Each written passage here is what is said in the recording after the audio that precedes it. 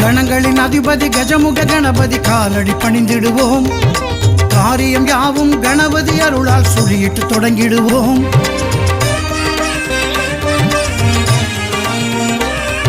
கணங்களின் அதிபதி கஜமுக கணபதி காலடி பணிந்திடுவோம்.